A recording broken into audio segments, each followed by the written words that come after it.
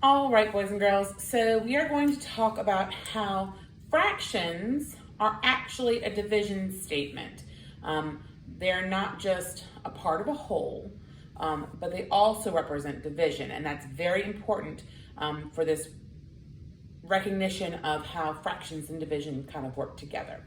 So we know that the numerator is the number of parts we have.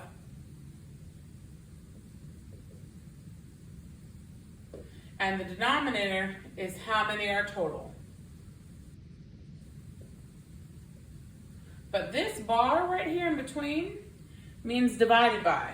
So we have 3 out of 4 parts, or 3 divided by 4, or 3 divided by 4. Now you'll notice that in all of these, the 3, the smaller number, is being divided by the larger number.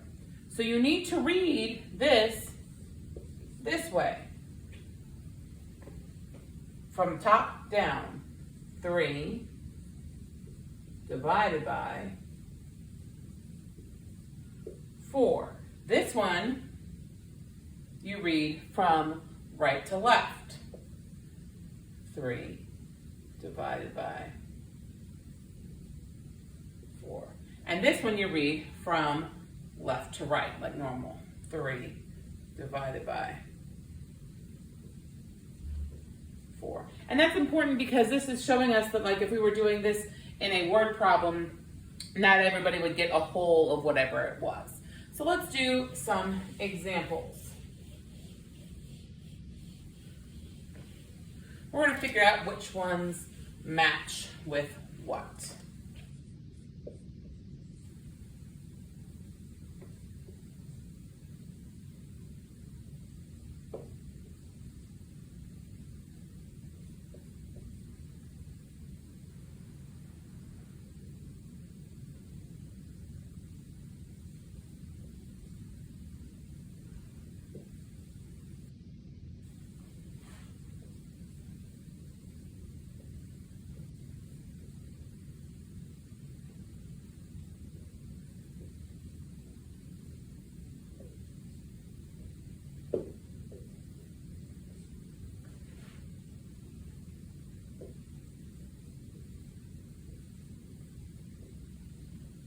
Okay, so here, this first one, if we read this from top to bottom, 4 divided by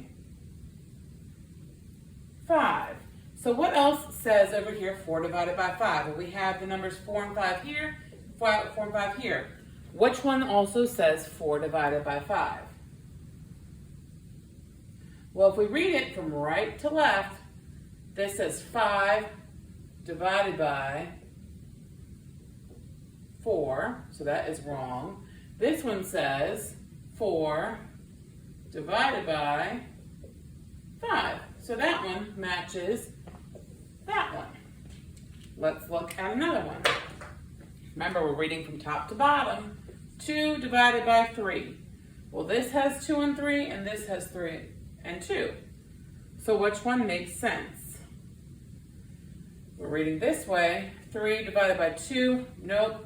2 divided by 3. Yes. So those two match. Let's look at another one. Remember, top to bottom. 5 divided by 6. Here are these numbers. We're reading this way. 6 divided by 5. 5 divided by 6. This one matches. And finally, we have 1/2, which is saying 1 divided by 2.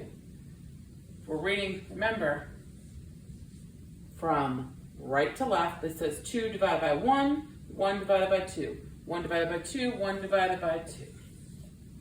Okay?